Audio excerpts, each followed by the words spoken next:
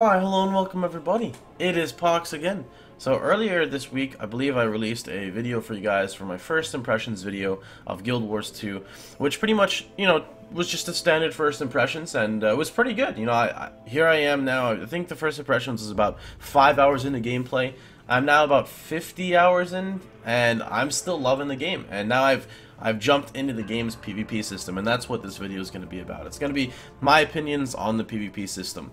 Now, please note, because I'm not sure which audience is going to be watching this video, I'm not asking Guild Wars to change anything that I disagree with in their PvP. I'm simply speaking from my point of view, and that's all. Guild Wars has, it's probably like if I had to rate their PvP on a 1 to 10 scale, I'd probably give it like a solid 9, which is actually extremely high for any game that I'd give, especially in an MMO, because there's so much that could go wrong. So first off, let's explain the PvP I'm talking about. There's different types of PvP. I can't cover all of them because I haven't experienced all of them yet. So the main PvP I'm referring to right now is going to be structured PvP, which is, it's called sPVP. Structured PvP you can jump into, and that's what you're seeing now, at level 3, and you are 100% equalized to anyone else that has played this game.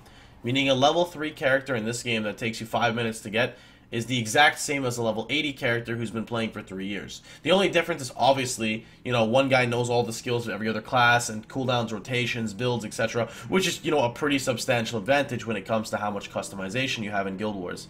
And that's necessarily, it could be a good thing or it can be a bad thing. Everyone takes it differently. So for me, earlier in a video I was talking about on my live streams, you guys have heard me talk about gear progression and whatnot, and a lot of people don't like the idea of gear progression, and I'm cool with that. I'll completely put gear progression aside because that's something I can look past. It's whatever, it's not that big of a deal. One thing I do dislike though is that so much information is being given to a new player that it's ridiculous to try to understand exactly what the hell is going on. I think I've been doing okay. I've learned a decent amount about the game, but I also play games 10 hours a day, and the gaming is what I've done my whole life, and it's actually my job, so I would expect myself to learn a bit quicker than most people. So here's what you got to do when you enter Guild Wars. So basically, you start off at level 1, you get to level 3, you can go to structured PvP, you join a lobby. Now in that lobby, you're given, your gear is completely irrelevant. You're given an amulet, and your amulet covers all of your gear. Meaning, whatever amulet you wear, it covers any stats your gear would have had because your gear is irrelevant. Then obviously you have your 2 weapons. You have like a 6-piece set bonus that you can select, which is called like your rune. Then you have your sigils, I believe they're called, that you put inside your weapons to customize it. And then you have your actual build, like which are your specializations. And then you have your actual skills. And then you have your utility skills and your elite skill. Now, this is a lot of information to be given to a guy who's been playing the game for 5 minutes. That's a lot of information. And then, to top it all off, Guild Wars has invulnerability frames. Every class does with their actual role. On top of, since there's not actually, to my knowledge, like a healer class, you can spec to be utility and stuff, but because there isn't necessarily one, I mean, maybe I'm wrong, correct me if I'm wrong, that's what people have told me, the game makes it, again, you really have to understand what every class does. If you don't know, if you don't know that you're supposed to Moa and Necro when he goes Lich form to cancel him out and you're trying to fight him, you're gonna die. If you don't know that you're supposed to Moa a Warrior when he goes, I think it's like Rampage, and Moa is like a CC, basically, on my class. There's just so many points you need to figure out. Because if you don't, you're just not gonna be able to do anything. There's some classes that'll just out-sustain you. And, again, the only reason why I bring it up is because you're trying to learn so much so quickly when you jump into the PvP. Now, once you get past all of that, then it's irrelevant. It doesn't matter. You could always teach your friend to play the game. I'm the stubborn guy that doesn't read wikis, that doesn't take player help, because I like going through the troubles of learning it the hard way. That's just how I've always been. But again, once you bypass that that little barrier, then it's great. I'm still nowhere near that because I've got to learn every class and whatnot. But that's probably one of my biggest issues with the game, which is not even that big of an issue. It's again, yeah. So now for some pros about the Guild Wars PvP. So you can customize your character however you want, whenever you want. So just to give you guys more of an example, I'm gonna go ahead and drop this, and let me go ahead and boot up the game. 1 second here, boys. Let's take like just a minute.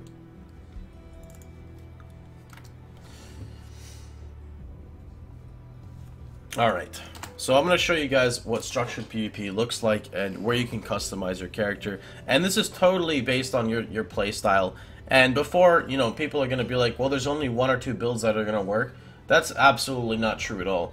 There's again, because there's no like holy trinity that I've seen in this game, and there's so much outplaying to be done with just position, invulnerabilities, invisibilities, out sustaining your opponent, knowing when to cleanse, when not to cleanse. Like, there's a lot of things to take into account. Sure, if you're going for that 0.001 percentile of players, then maybe you do need to play a meta build. But who's creating a meta?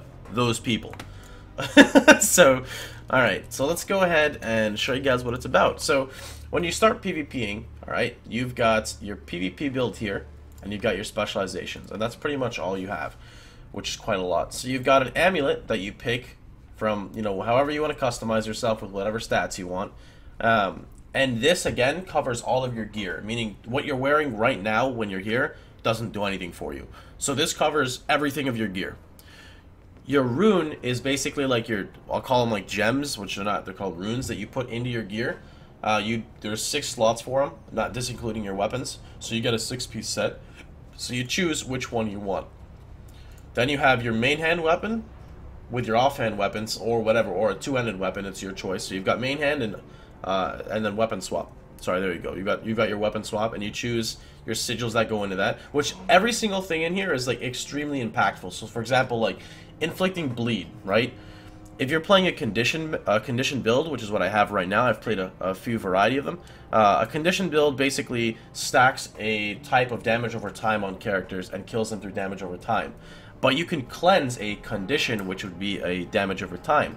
But the more different types of damage over time you have, with, you know, bleeding, torment, confusion, ignite, etc., they've gotta get lucky and figure out which one they're gonna cleanse when they roll over the dice. Then you have your specializations, and these, again, everything in here is like super impactful for like for your build. Like everything goes hand in hand. If you switch from a condition to a power, you know, your amulet's gonna change, your gear is gonna change, everything is changing. And then from here you can slowly pick and choose, you know, again, how you want to kind of create your character. And you've got 3 of the 5 that you can pick from, and you get this passive, this passive, this passive, and then you choose one of 3 on your line going down. Then you have your down at the bottom right, you've got your they're called utility skills and 1 elite skill. So I believe every class has to have a heal here on 6, and then you have however you want to set it, and then you've got your actual elite skill, and that's it. And then you jump into PvP. So again, that's why it's kind of, again, difficult, because you're just flooded with so much information. But the bright side, again, you can play with your friend who's been playing for 3 years and play hand in hand, and everything would be perfectly fine in that regard.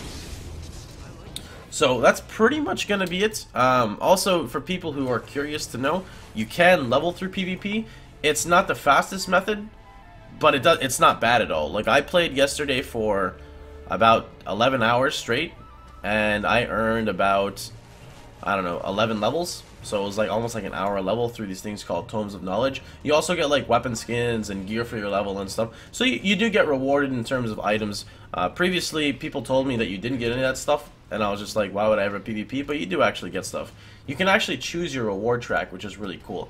So if you look here, you know, when you start completing things, you hit like little markers, and you actually can pick what track you want for what rewards, you know, what sets you want. But I guess ultimately the goal would be, this game is called Fashion Wars 2, because you gotta make your character look the best. But, you know, that's pretty much gonna be it. I hope that you guys enjoyed the video. Of course, if there's anything you guys, you know, want me to create in the near future, just drop them down below. But again, that's pretty much gonna be it for now. So, if you enjoyed the video, feel free to like, share, and subscribe. And remember, I stream live at Twitch every day at twitch.tv/Pohx. Hope you guys have a wonderful time, and I'll see you guys all tomorrow. Take care, everybody.